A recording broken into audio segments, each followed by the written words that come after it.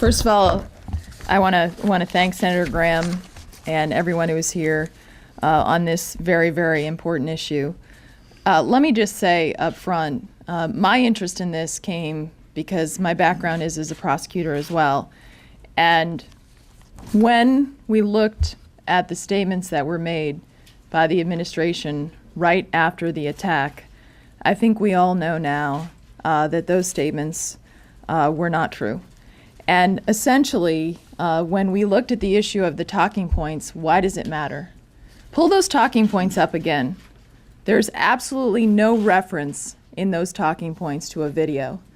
Yet even almost a week after this occurred, we have a situation where not only Ambassador Rice, but the President of the United States is still referring to the fact that what happened, which was a terrorist attack on our consulate in Benghazi, was related to a demonstration over a heinous video.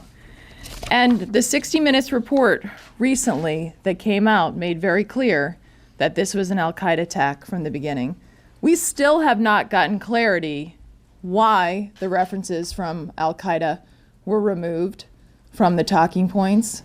Why were these misrepresentations made to the American people around an election? And it matters because the American people deserve the truth on this. The victims of this terrorist attack, they deserve the truth. And so I want to commend my colleague, Senator Graham, for pursuing the witness statements, pursuing the ability to call the witnesses that were there at the scene, the survivors, who our hearts go out to. But we need to hear from them to understand the truth of this from the beginning and for the American people. And why have we not brought anyone to justice? It's been quite easily for the media, CNN, the New York Times, the London Times, to interview Abu Khatallah, who we know has been indicted for involvement in the attack on our consulate in Benghazi through a secret indictment, but that was reported in the media. Recently, we captured al-Libi, a longtime member of al-Qaeda in Libya.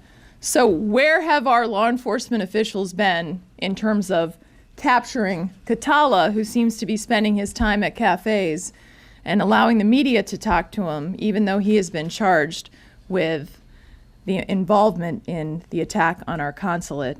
And others have been charged, although their names have not been revealed. Why has no one been brought to justice?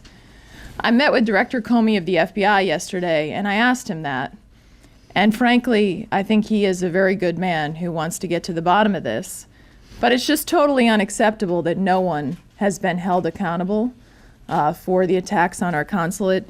And if you put it all together from the course of what it's been like to pull teeth from the Senate to get information about these attacks at each step in the process, in the context of where we find ourselves now, where we know at least one person who's been indicted and others are being allowed to just hang out in cafes in Libya without any accountability, it really makes you wonder what is going on here.